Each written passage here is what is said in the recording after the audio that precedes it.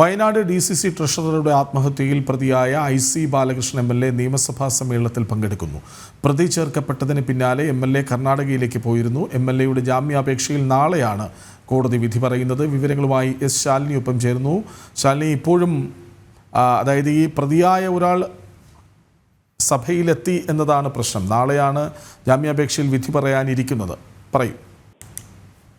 കൃഷ്ണരാജ്, നിയമസഭാ സമ്മേളനം തുടരുന്നതിനിടയിലാണ് ഇത്തരത്തിലുള്ള ചില സംഭവങ്ങൾ കൂടി ഇപ്പോൾ നിയമസഭയിൽ ഉണ്ടായിട്ടുള്ളത്. വയനാട് DCC ട്രഷറുടെ ആത്മഹത്യയിൽ വലിയ രീതിയിൽ വിമർശനങ്ങൾ ഉയരുകയും ഒപ്പം തന്നെ കേസിൽ പ്രതി ചേർക്കുകയും ചെയ്യപ്പെട്ട IC ബാലകൃഷ്ണൻ MLA ആണ് ഇന്ന് സഭാ സമ്മേളനത്തിൽ പങ്കെടുത്തിരിക്കുന്നത്.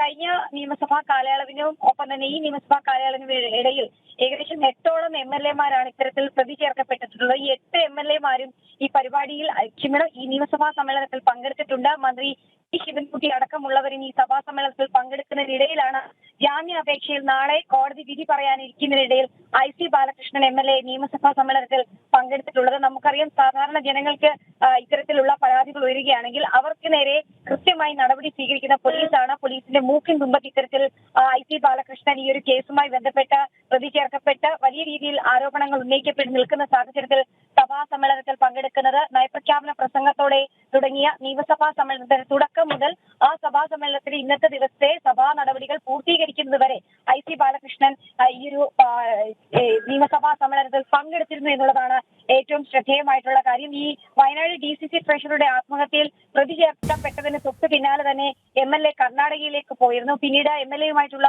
ഒരു രീതിയിലുമുള്ള ബന്ധങ്ങളോ അതുമായി ബന്ധപ്പെട്ട പ്രതികരണങ്ങളോ ഒന്നും തന്നെ ഉണ്ടാകാതിരുന്ന ഒരു സാഹചര്യം കൂടിയുണ്ട്. ഇതിനിടയിലാണ് ഇപ്പോൾ തലസ്ഥാനത്ത് IC ബാലകൃഷ്ണൻ MLA പ്രത്യക്ഷപ്പെട്ടിരിക്കുന്നത്. അതും മുഖ്യമന്ത്രിയും ഒപ്പം തന്നെ നിരവധി പോലീസ് ഉന്നത ഉദ്യോഗസ്ഥരടക്കം ഉള്ള സഭാ സമ്മേളനത്തിന്റെ ആദ്യ ദിവസം തന്നെ അദ്ദേഹം നിയമസഭയ്ക്കുള്ളിൽ എത്തിയിരുന്നു. എന്തായാലും മുഖ്യമന്ത്രി അടക്കമുള്ളവർ സഭയിൽ നിൽക്കുമ്പോൾ തന്നെയാണ് ഇത്തരത്തിലൊരു DCC ട്രഷറുടെ ആത്മഹത്യയിൽ പ്രതി ചേർക്കപ്പെട്ട് ഈ ആരോപണ വിധേയനായി നിൽക്കുന്ന വ്യക്തി നിയമസഭാ സമ്മേളനത്തിൽ പങ്കെടുക്കുകയും ചെയ്തിട്ടുള്ളത്. കൃഷ്ണരാജ്.